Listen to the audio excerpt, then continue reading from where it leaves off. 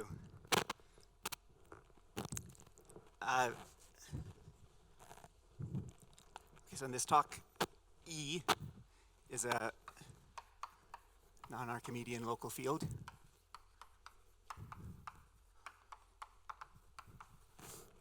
That could be like QP, p-adic numbers. Could be Laurent series over a finite field. So in 2010, 2009, Farg and Fontaine defined a scheme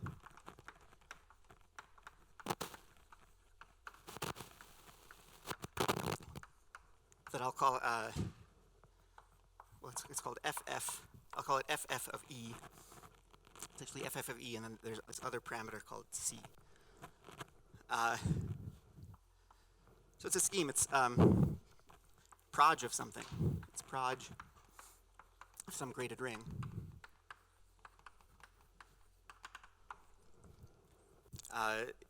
Each of these graded pieces, besides, so the zeroth graded piece is E, each of these graded pieces is an infinite dimensional vector space over E.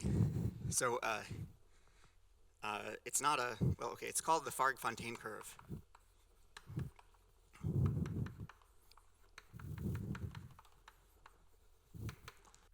It's not a curve over E.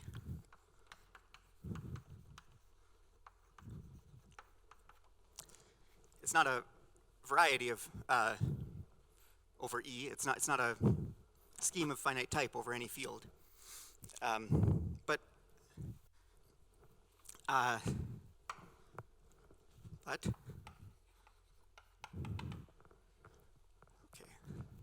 So I'm giving the talk and I'm also directing the film. So I have to, okay.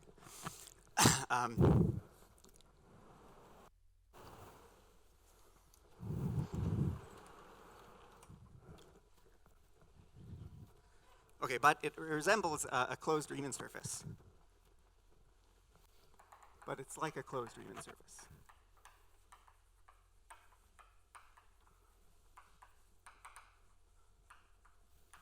In some weird ways. Right? Okay, it's, of curl dimension 1.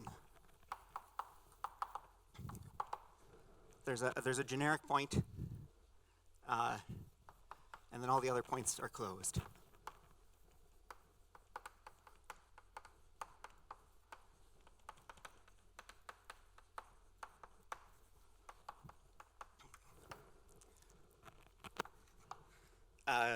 And then each of these closed points, maybe 4 every closed point, every closed point, it's a scheme. It has this local ring. You can complete that local ring, get a completed local ring, and this will be a discrete valuation ring. So this is like saying that the scheme is it's smooth.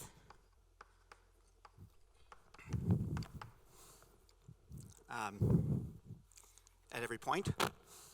And it has like a good theory of divisors. So for any rational function on this scheme, for any section over the generic point, you can evaluate this rational function with respect to each of these valuations.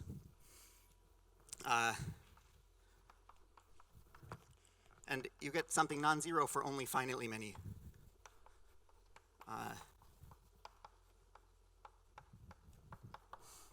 many closed points. So this is like saying that this Riemann surface is compact.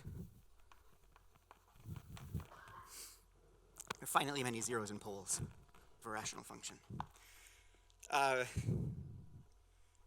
Okay. So it's something weird.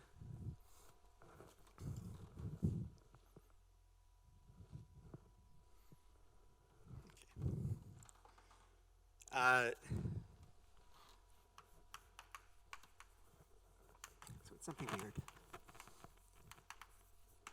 And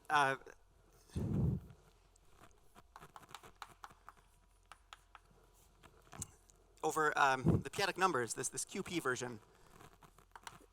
It's important in theory of p-adic cohomology. P-adic cohomology of varieties.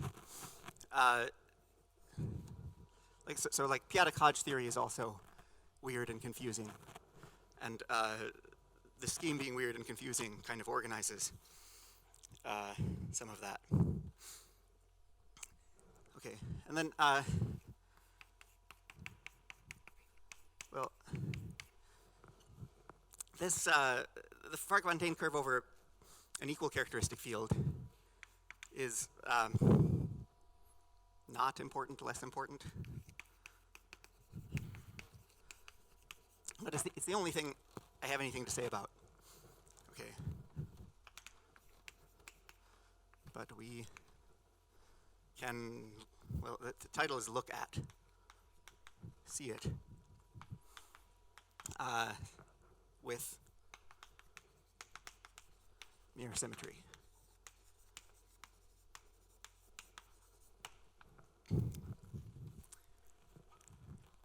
Okay, so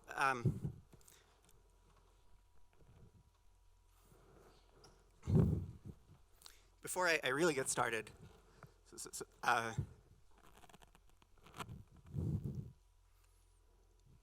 right,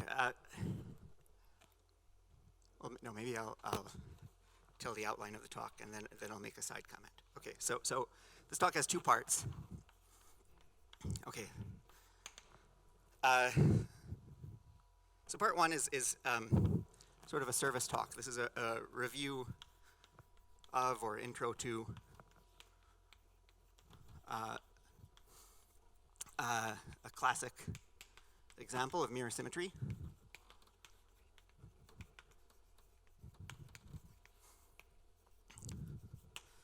So it's mirror symmetry for the torus.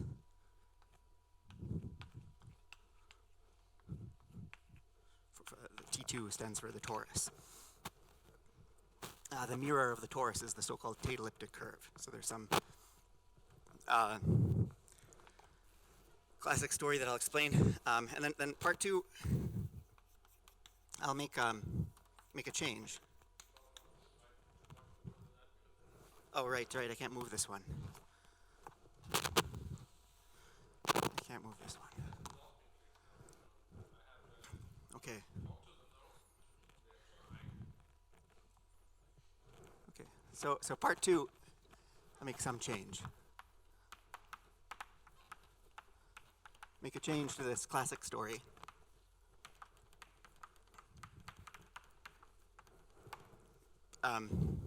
Maybe it's a weird change to make, I don't know.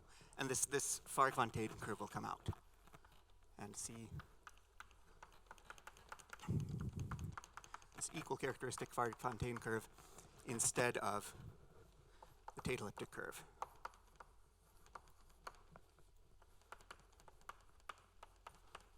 Okay.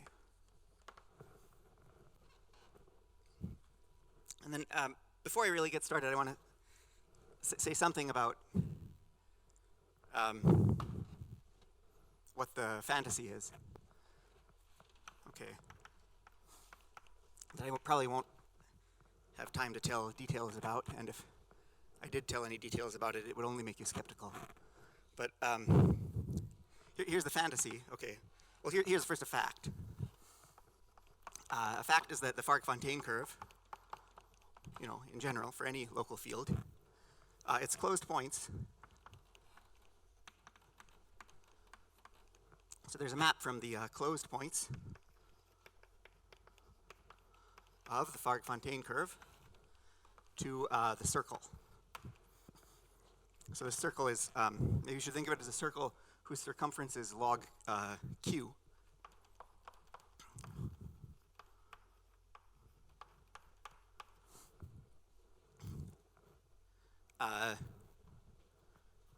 Okay.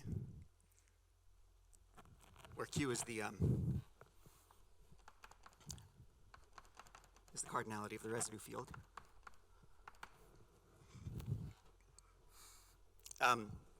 So what does this map? I mean, you send a so a closed point of the Farg-Fontaine curve is an equivalence class of untilts of this capital C.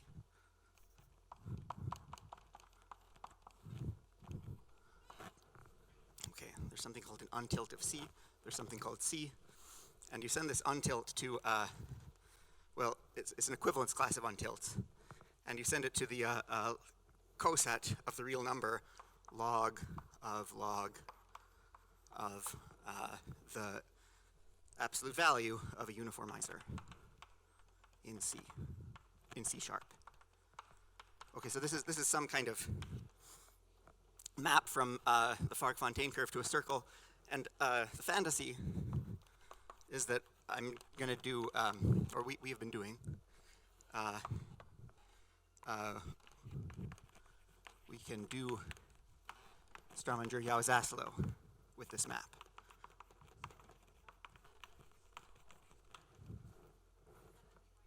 Can I, is it because of the handwriting or because of the placement?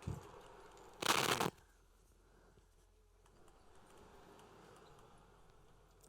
Will you say that again? I wrote fantasy, we can do SYZ with this map. SYZ stands for Strauminger-Yau-Zaslow.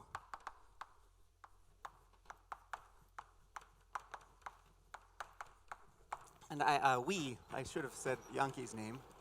So this part 2 is joint work with Yankee Lakili.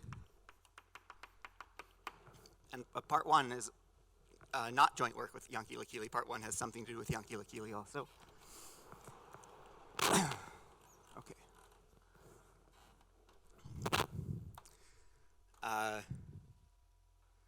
Okay.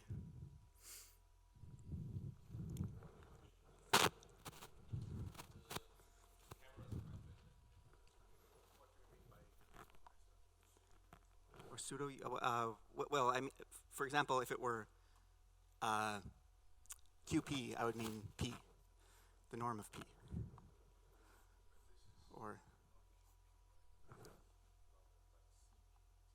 right, so the norm of P in CP, that's right,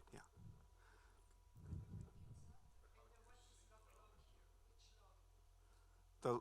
The log base E.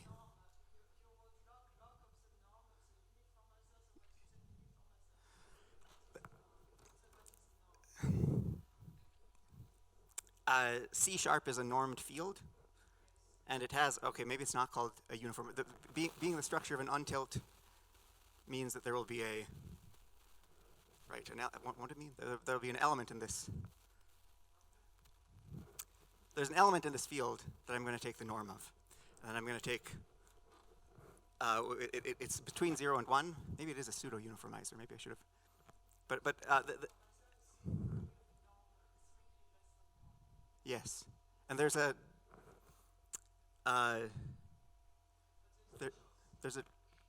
there's a choice, and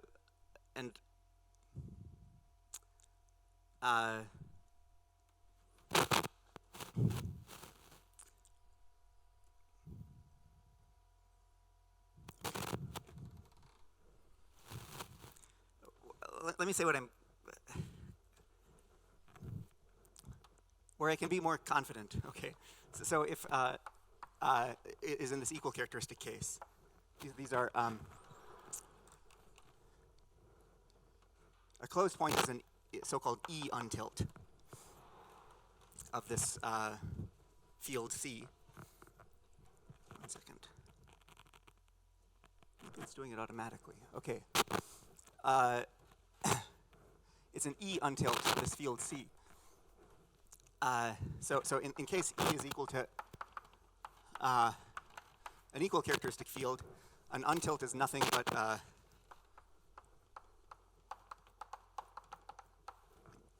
an algebra map, an algebra structure into C. It would be a continuous map. And then, in that case, this map from the Farg-Fontaine curve to the circle, I take the image of Z. I take an image of the uniformizer in E, and I take its absolute value, and I take the log of that, and I take the log of that again, and then I have a, well, that's a real number, and if I take an equivalent untilt, the real number will change by an integer multiple of log q. Okay.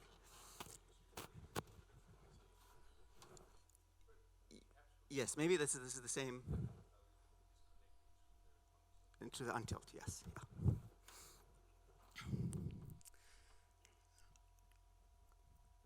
Okay.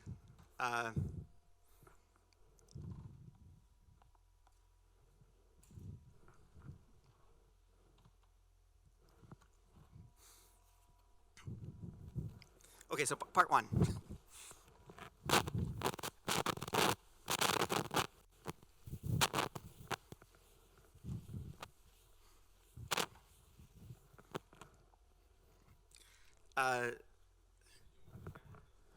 I think so. I think so. Okay. So let's take the torus. The torus will be R2 mod Z2. It has coordinates x and y, and I'm going to equip it with the symplectic form, dx dy. Okay. So R2 mod Z2, it's a, here's the fundamental domain for R2 mod Z2. And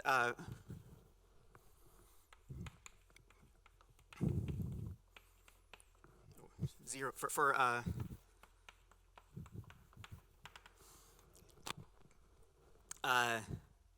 n a non-negative integer, I'm going to define a circle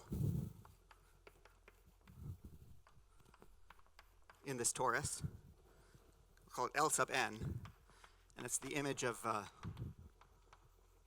slope of the line of slope negative n through the origin.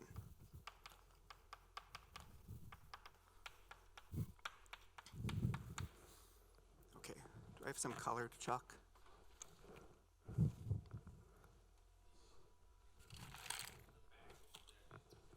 This one? Okay. So, for example, okay, here's L0, and here's L1, here's L3. Well, maybe I should have used 3 different colors.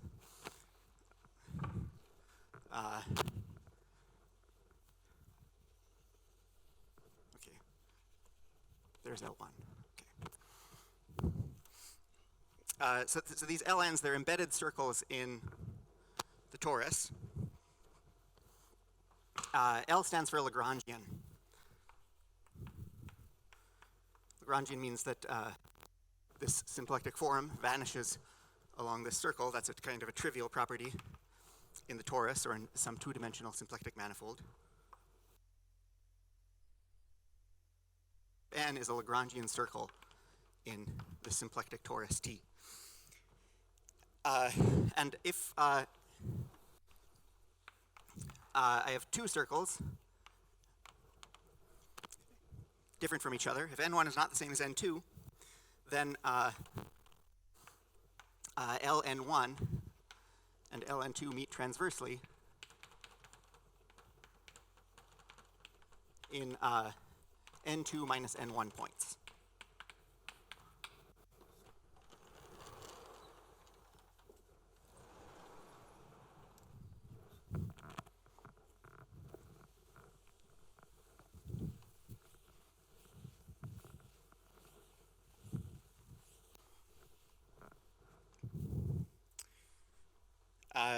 So here's a notation. CF ln1 ln2. It's the free R module on those intersection points.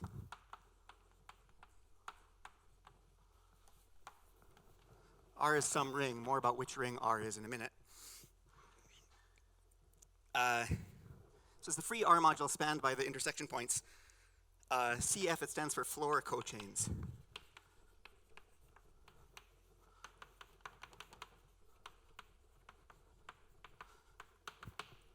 And Lagrangian Floer theory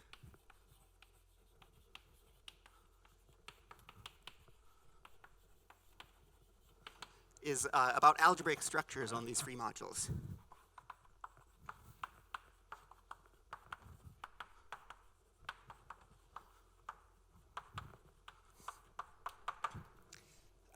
The structure comes from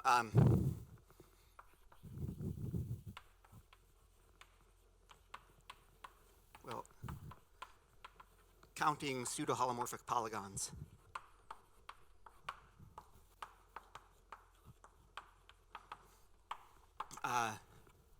With sides along the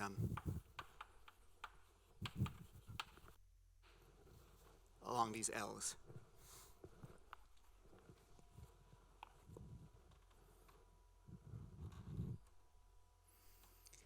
So in particular,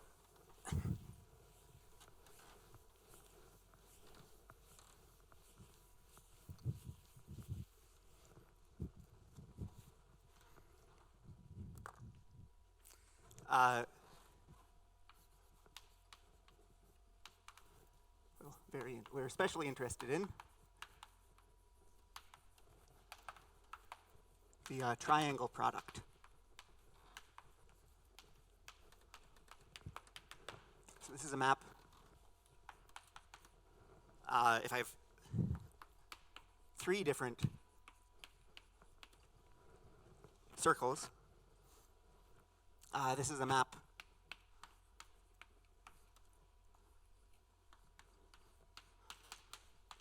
of this form. It's a map from a product of 2 Floer cochain groups into a third Floer cochain group. More about that in a minute. Okay, R is a commutative ring. It can't be any, there's some flexibility in which commutative ring it is.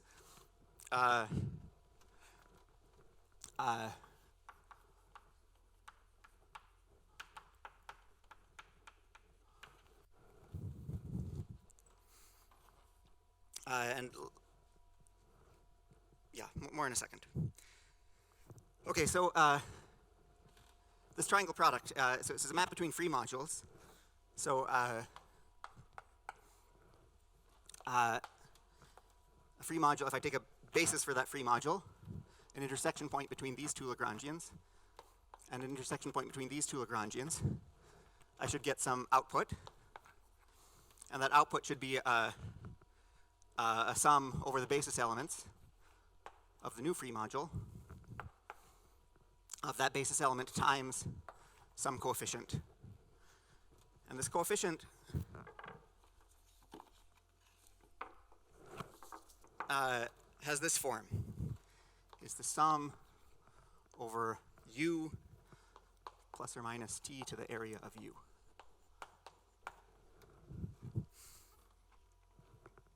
So this yellow sum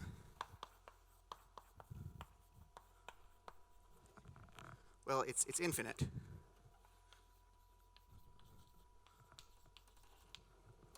It sums over,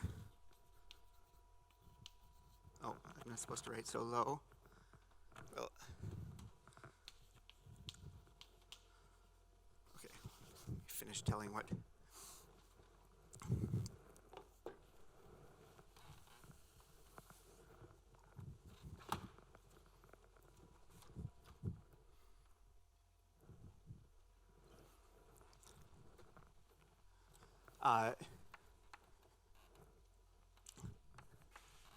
So it's the sum over triangles.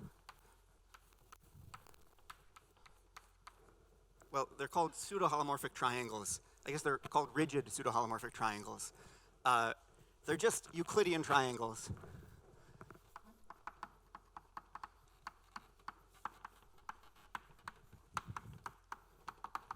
With corners at x1, x2, and y, and sides along these 3, ln1, ln2, and ln3.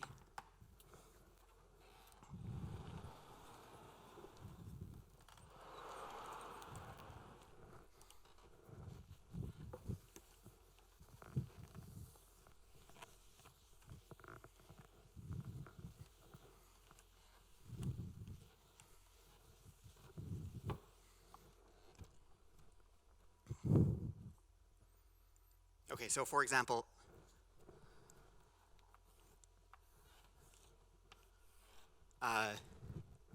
maybe n1 is 0 and n2 is 1 and n3 is 2.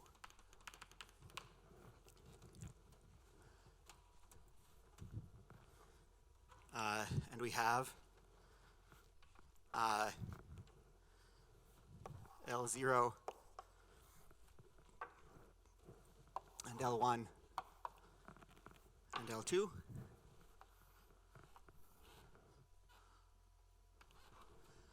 There's a drawing of these three Lagrangians, and you can see one triangle. Maybe this point here can be x1, and this point here is x2. There's two intersection points. X1, they're actually at the same point. This x1 is that point regarded as an intersection between the pink and the yellow. X2 is regarded as an intersection point between the white and the yellow. And then this point can be y. And then here's one triangle. But then there are more than that, right? And here's another one.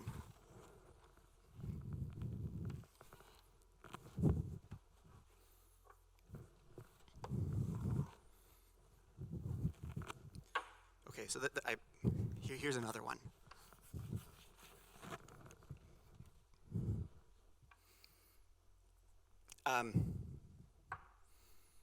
So these triangles, they're I guess they're embedded triangles in R2, but then they're wrapped up around the torus.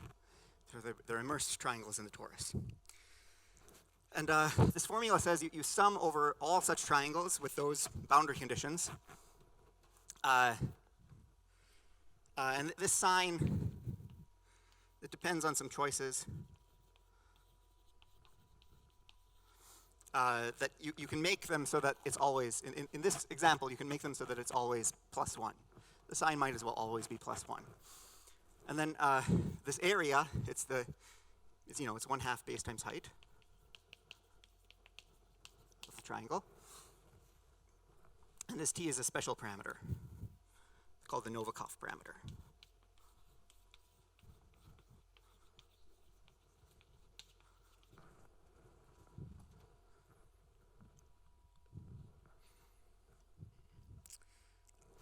Okay, so what's R?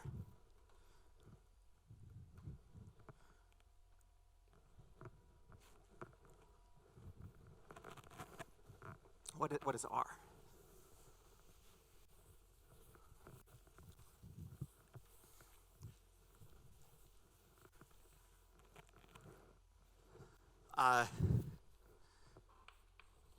So R, it has to be a ring, commutative ring, that it should there's some flexibility in what ring it is, but it should have some ring of constants.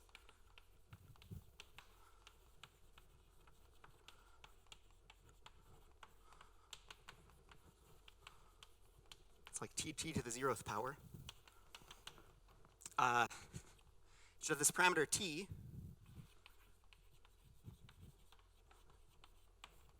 that can be raised to real powers, at least some real powers.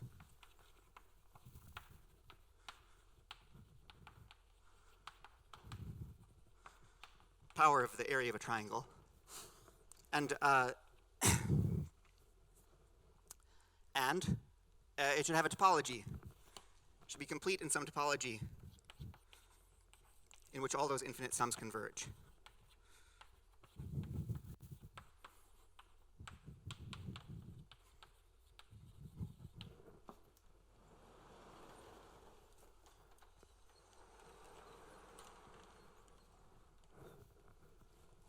So the conventional choice is the so-called Novikov field.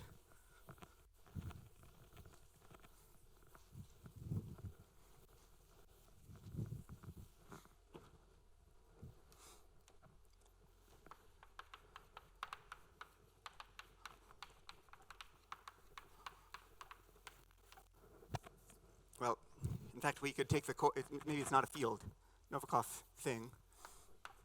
We could take, this isn't always allowed, but in the torus it's allowed to take integer coefficients, and we'll take the group ring of the real numbers with integer coefficients, and then we'll complete that, some completion of that.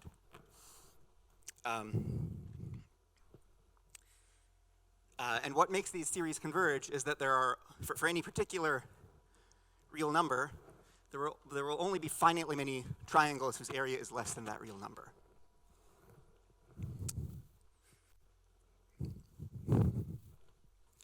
And then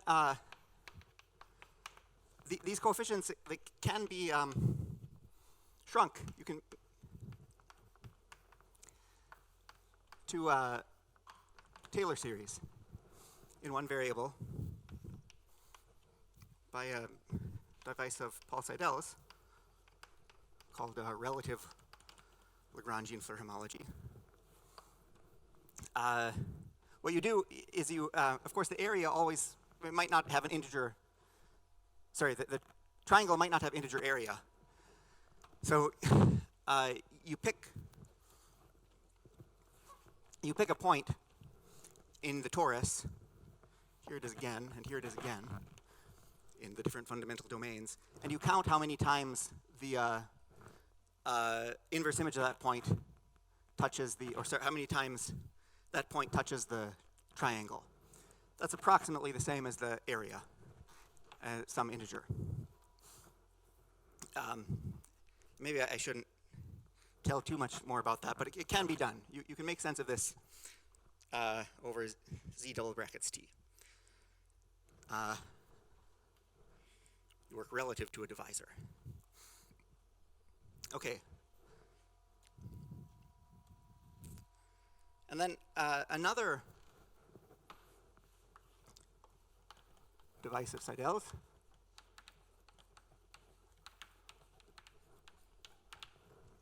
you can organize these triangle products into a more familiar algebraic structure using this observation that ln1 meets ln2.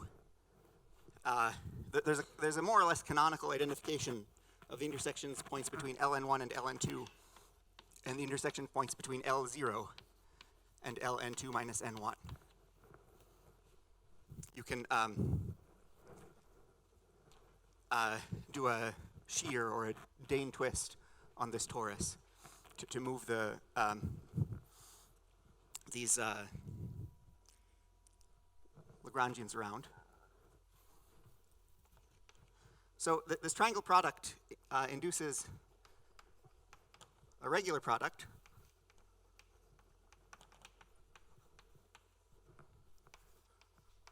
a graded ring structure on the direct sum from n equals 1 to infinity of CF L0 Ln.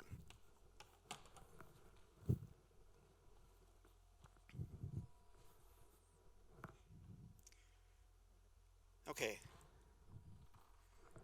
So this ring, it's associative and commutative for non-trivial reasons.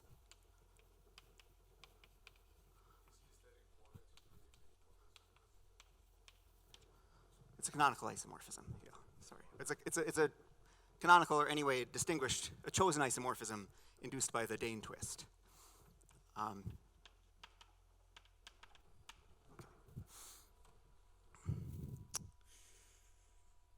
Okay. Okay. So it's associative and commutative for non-trivial reasons. Associative in particular, it's associative because, for a very general reason, which is that these triangle products and all these higher polygon products, which I haven't talked about, they assemble into a infinity structure, which one proves by studying some one-dimensional moduli spaces of polygons. But it's not unital, right? Let's put in the unit by hand. So let's just put the unit in by hand here. the 0th graded piece is going to be R. So R is not CF of L0, L0. For L0 in itself, this definition of CF is not the right one. And maybe CF is even the wrong thing to take. Instead, you should say HF of L0, L0. Okay. It would be the right thing to take. R is equal to that. So we can motivate this floor theoretically, this 0th graded piece, or we can just put it in by hand.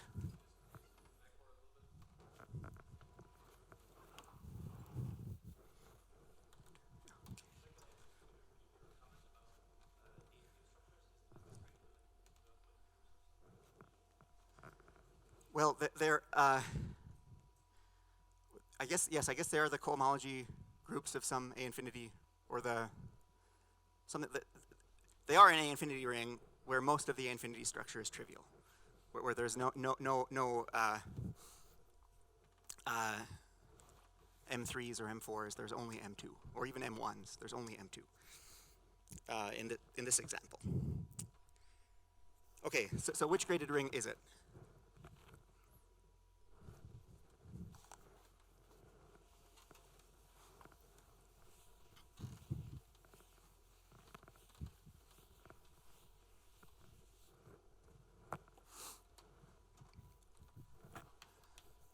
So this is an example that's been returned to a lot of times. So this is known to Kontsevich, Kaya, and then Polishchuk, Zaslow, maybe more, Polishchuk. And then the version that I want to give is Likili and Tim Peretz, which is that, which graded ring is this? Well, proj of it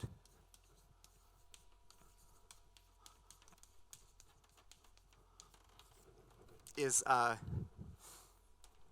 Tate elliptic curve.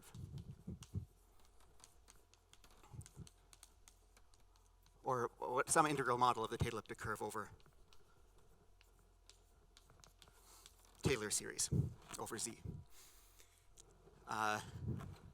This is the elliptic curve whose J invariant is the J series. I've forgotten this 19 something, I don't know. Okay. And the proof, maybe, the proof is something like this, right? This ring has a basis, and you, right? Do I have some intersection points? This ring has a basis. So here's L0, and here's like L3. Okay. And let's call these points, probably this one is x0, x3 comma 0, x3 comma 1, x3 comma 2. Just name those intersection points, xn comma k. And the multiplication of these basis points is the same as the multiplication rule for these intersection points is the same as the multiplication rule for theta series, for theta functions. So you send xnk to what I'll call theta nk. This is some variant of the Jacobi theta function,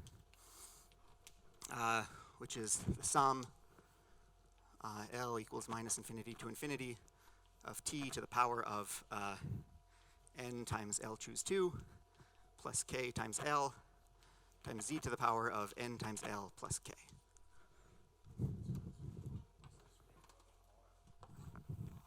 It is an R algebra, sorry, but I'm giving the version where R is Taylor series. I mean, right. Okay. And this is part of what's sometimes called homological mirror symmetry over Z for the torus. Homological mirror symmetry is an equivalence of categories. The Fukaya category of the torus is the same as coherent sheaves on the elliptic curve. And under that equivalence of categories, L0 goes to the structure sheaf of the elliptic curve. Sorry, the chi category, whatever else it is a category whose objects are Lagrangian submanifolds of the torus. And this L0 will go to the structure sheaf. Ln goes to the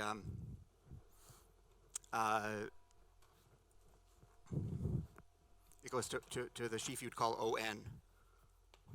Okay, on the Tate elliptic curve. Okay, so that's the end of part 1.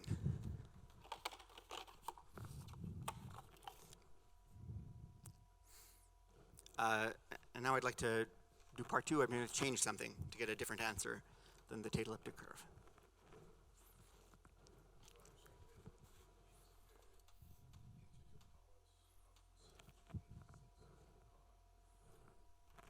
In this case, there's a variant. There's a variant where you would have, maybe you probably wouldn't have L choose 2, you'd have L squared over 2. If you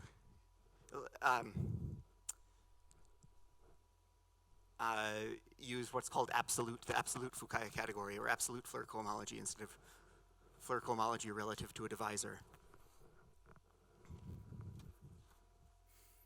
And then you'd get the base change of the Tate curve to these Novikov field instead of the Tate curve over Taylor series.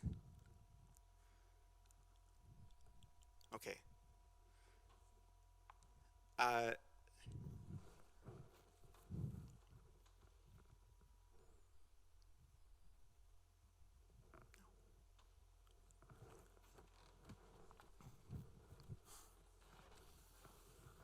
Okay, so part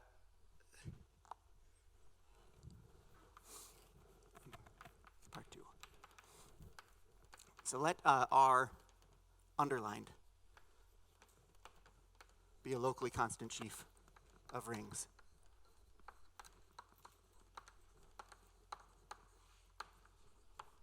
On the torus. That means for any point in the torus, we have a ring Rx, fiber of that local system, and for a path, from X to Y in the torus, we have a monodromy map, holonomy map, that I'll call, from Rx to Ry, that I'll call nabla gamma.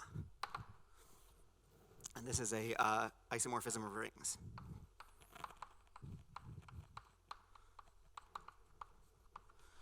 And concatenation of paths should give composition of ring isomorphisms.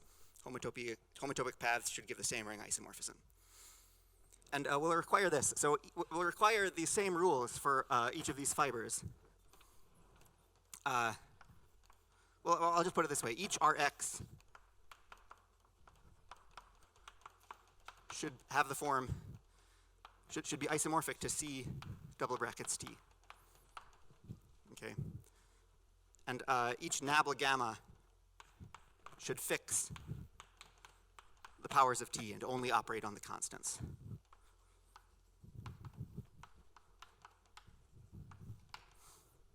So to put it another way, I'm choosing a locally constant sheaf of constants on this torus.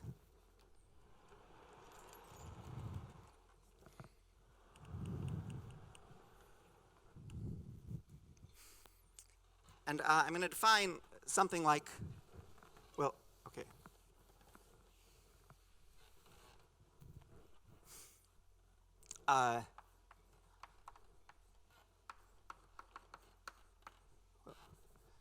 Just let these be general Lagrangians here. The Floer chains of L and L prime with coefficients in this sheaf of rings.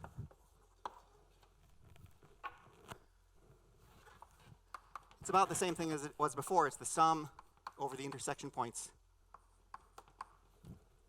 of a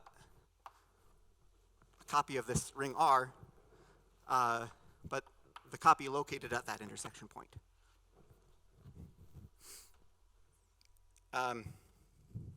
So in a way, each of these is a free R module, again, but the R module structure is not canonical. The R module structure depends on, I don't know, maybe trivializing this local system over a set that contains all those intersection points.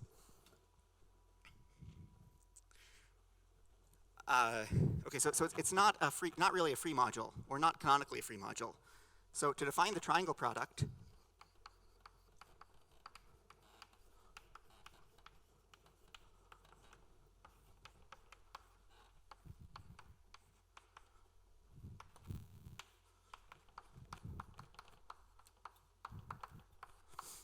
with coefficients in this ring,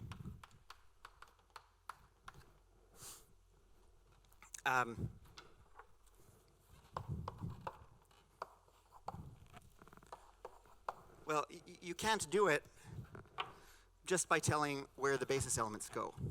So if I have a basis element x sub 1 and a basis element x sub 2, it's going to go to, I can't tell just where these go to. Because it's not, this map is not going to be R bilinear.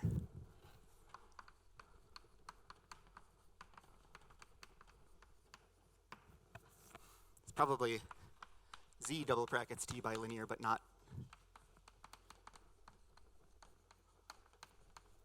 C double brackets T bilinear.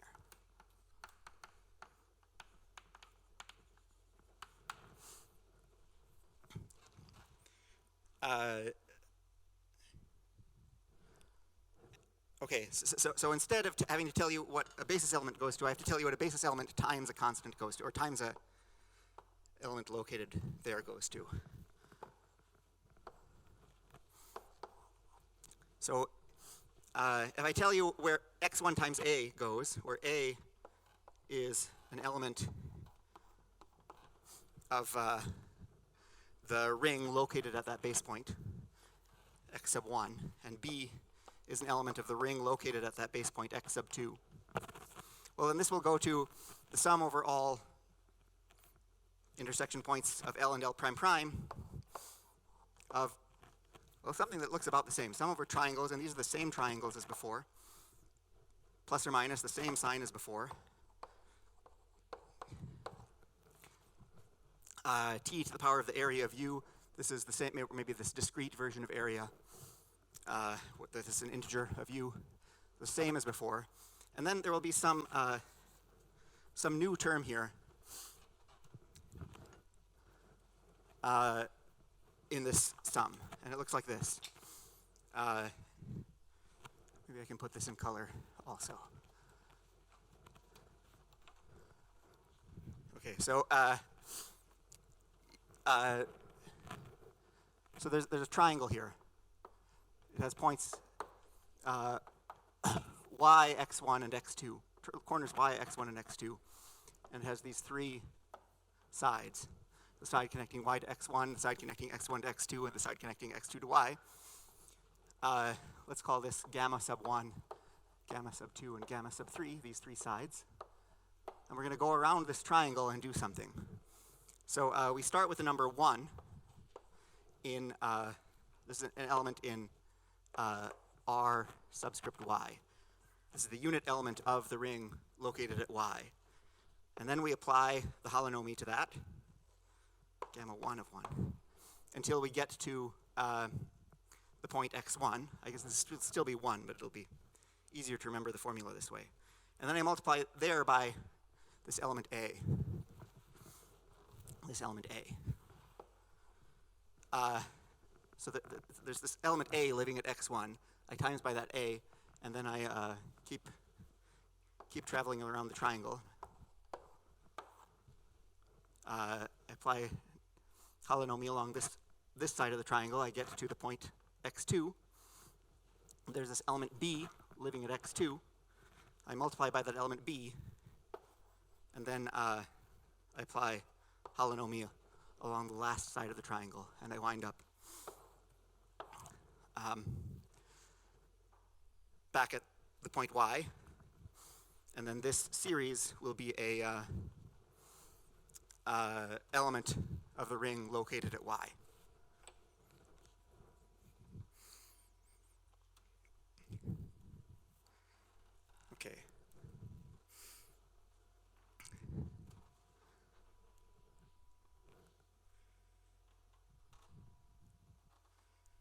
Okay, so that's the definition. And in the case of interest,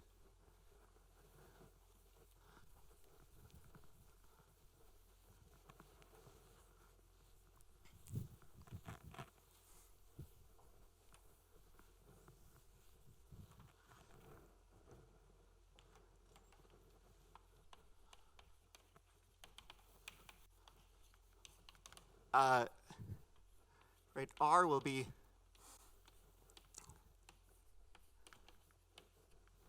a locally constant sheaf of rings with this constant variable t joined to it. Sorry, constant as in constant around the torus. Where C is a local system of rings on the torus. Here's a fundamental domain for the torus. To give a local system of rings on a torus, I tell maybe what the fiber is at some base point. And then I tell the vertical holonomy and the horizontal holonomy. They should commute. So I'll just call this vert and hor. And it will be trivial. And the horizontal holonomial will be the pth power map. And C will be perfect of characteristic P.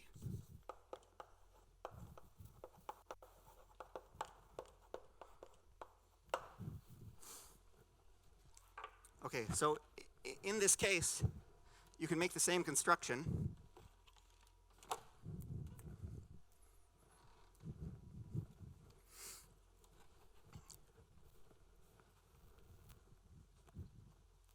Since the vertical holonomial is trivial,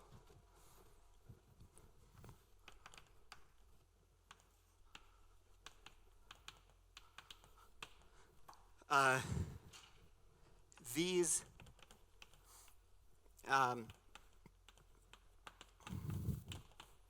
this Dane twist gives an identification, canonical identification more or less, between this Floer chain group and this Floer chain group.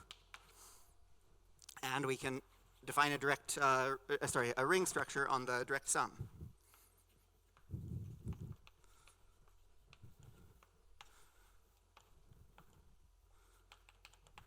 Ring structure on the direct sum of these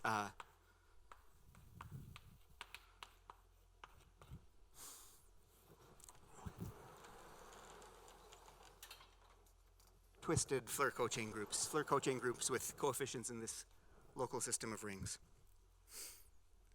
Okay,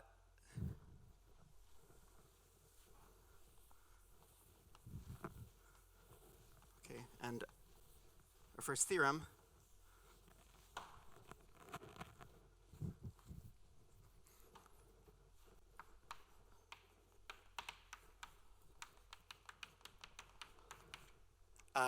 is that this is it's isomorphic to the oh, okay. Here, put let's call this sigma, this P power map. Because that would make this field FP. This is the algebra over FP double brackets T generated by not exactly the theta series,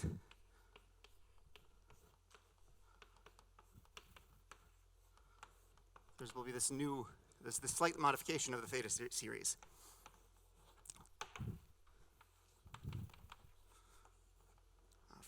Okay, again, T to the power of n times L choose 2 plus K times L times Z to the power of n times K plus L, and then times sigma to the power of L evaluated at A. And I've forgotten now whether this should be plus or minus. I'm sorry. So,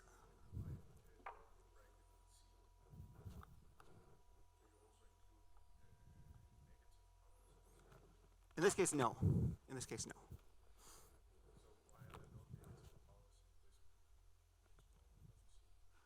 Well, because this quadratic term is faster. Yeah.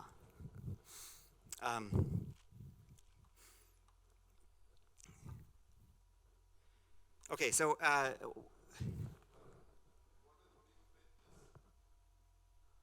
this ring.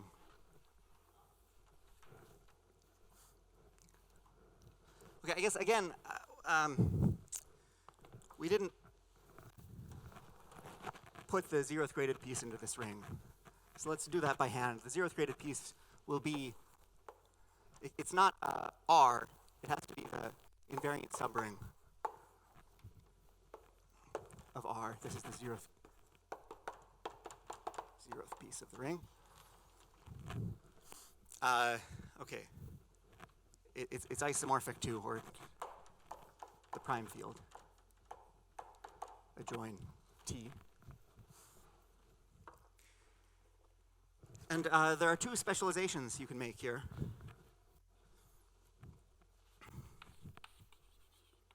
Two interesting specializations. We can put t equal to 0 or t equal to 1.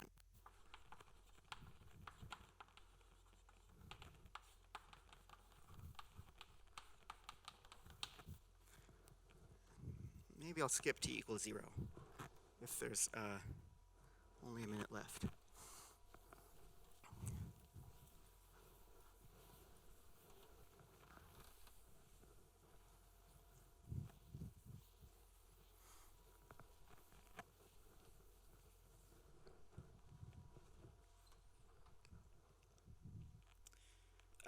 Setting t equal to 1 is very strange conventionally. For example, in the Tate-elliptic curve, you can't evaluate this parameter t at 1. There is no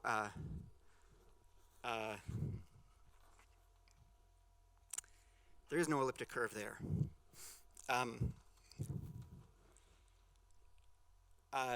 And in fact, it's sort of not.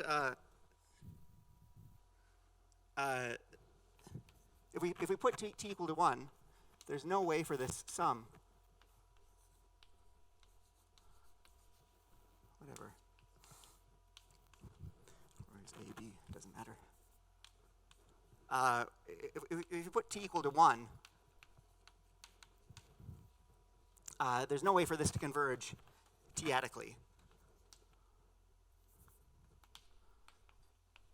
in this topology that we've been using till now.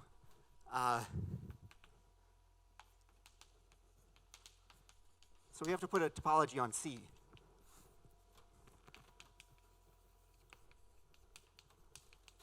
To have any chance of making sense of this at t equal to 1. C is a perfect field, and since, I don't know, 10 years ago, perfect fields that are complete, perfect fields of characteristic P that are complete in, well, with respect to a norm, let's say, are called perfectoid fields of characteristic P.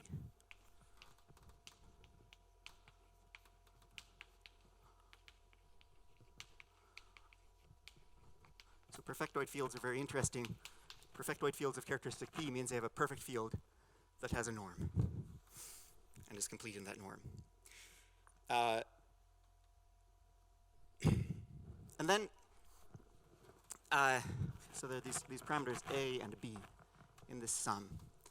And even then, this multiplication, x times A, x1 times A, x2 times B, goes to whatever it goes to.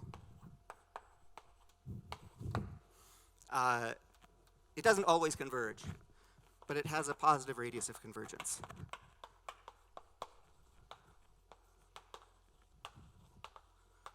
It converges when A and B have a norm strictly less than 1. in this topology, in this norm on C. So then our theorem at t equal to 1 is that if you use only these elements to okay, on that domain of convergence,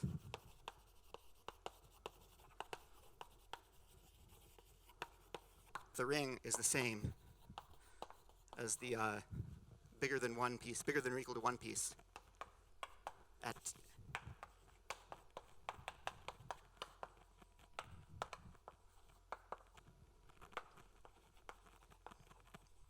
as the bigger than or equal to 1 piece of the Fark-Fontaine ring.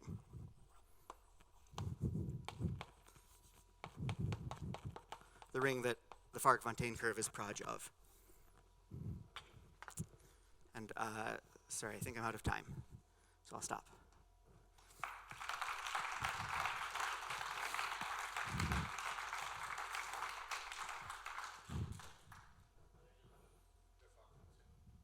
Of characteristic P. Yeah. Associated with C, yes. Associated to FP double brackets Z and C. I'm sorry. Yeah, okay. Here,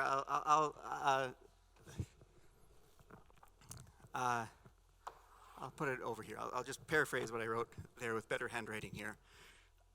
So at t equals 1, the direct sum of L0, Ln, and then not the whole ring, but this less than 1 part is the maximal ideal in the ring of integers of C. So let me call it like this. CF L0, comma Ln, comma that maximal ideal. This is isomorphic to the bigger than or equal to 1 piece of the coordinate ring of the Fark-Fontaine curve of this equal characteristic field, comma that perfectoid field C.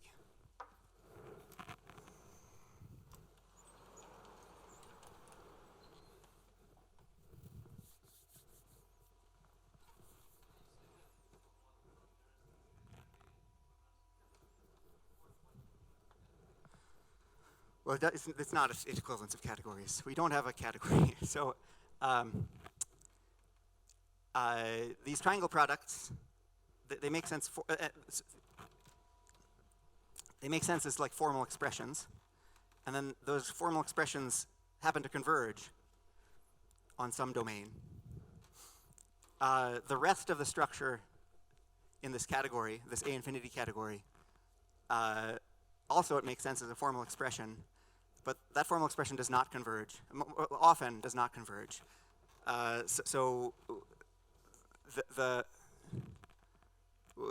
We haven't built an A infinity category, at least not at t equal to 1. But there's some part of it which makes perfect sense, this triangle product. Okay.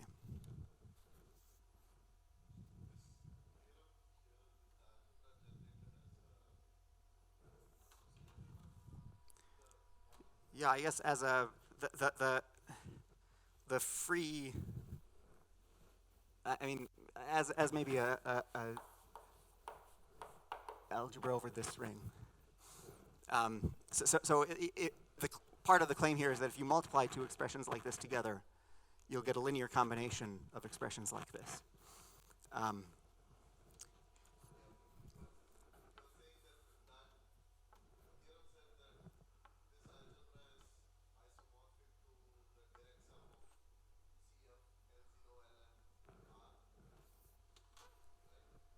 Yes.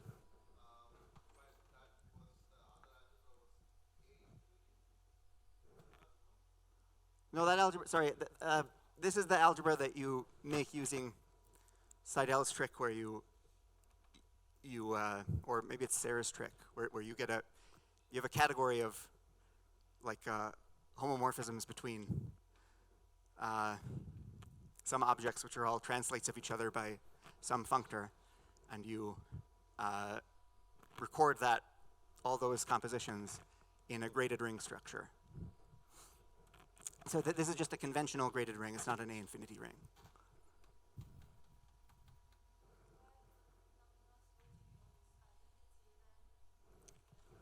Can you say it again?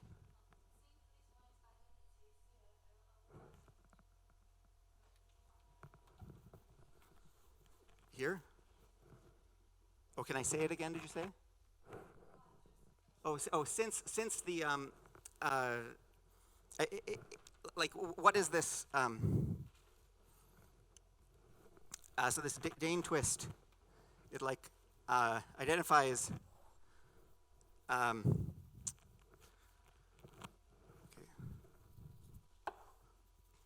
Here's a fundamental domain. It identifies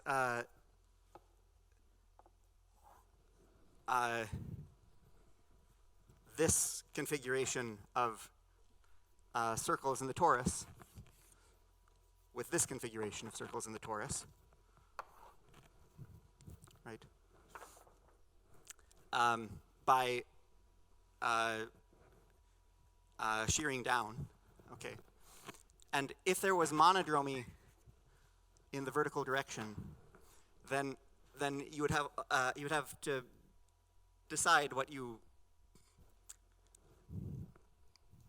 This would be a less canonical isomorphism, and you wouldn't have a way of making this graded ring. I'm sorry, I can't do better than that right now.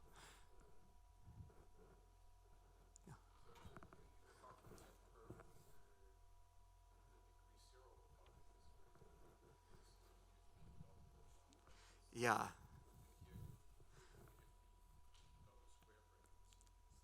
It's worse than that. I'm putting FP double square brackets T, and then I'm setting T equal to 1.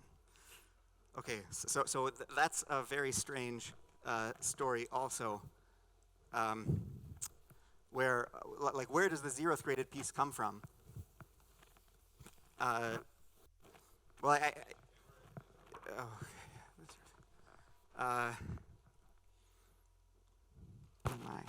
2?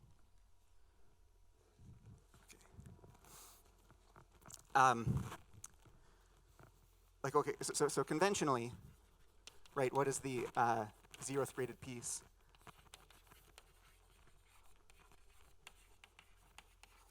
It's kernel mod image of some map from CF of L0 with respect to some perturbation of L0, some differential. This differential is called the bygone differential. It's actually called M1. Okay, and where it comes from, okay, so you have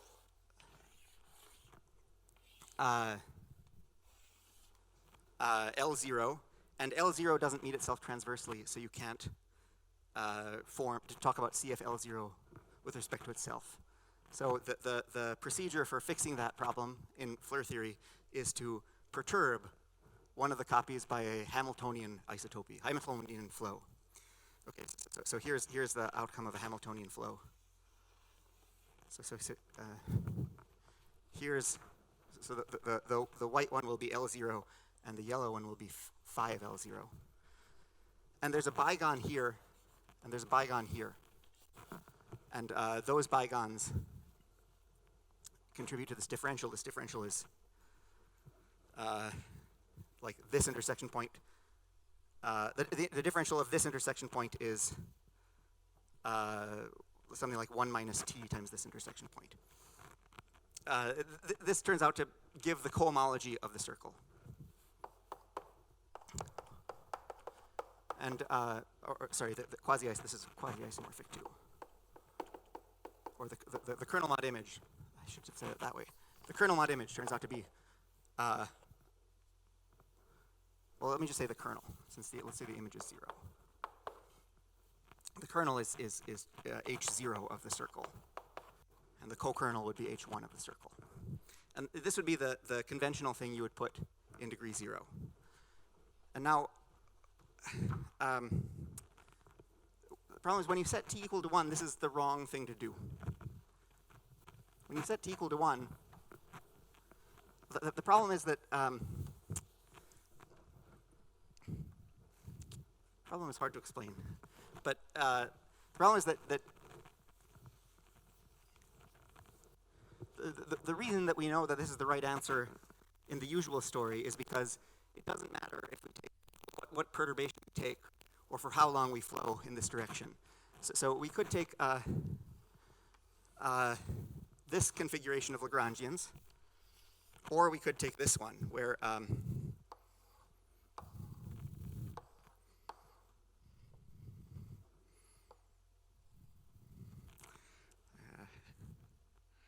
hope I have that.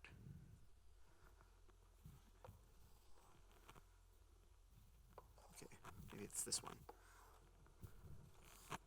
Okay, what this is supposed to be a picture of is this is supposed to be a picture of a sine curve of some small amplitude, and this is a picture of a sine curve of a large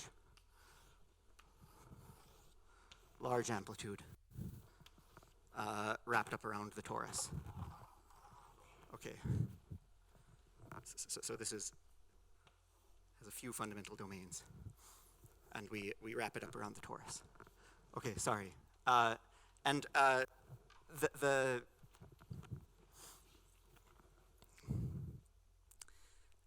Kernel mod, if you set t equal to 1, kernel mod image here will give you fp. Kernel mod image here will give you fp direct sum fp direct sum fp. And they're not the same. And the correct thing to do is to go to the limit as this amplitude gets larger and larger. And in that limit, well, it's you at least get fp adjoint.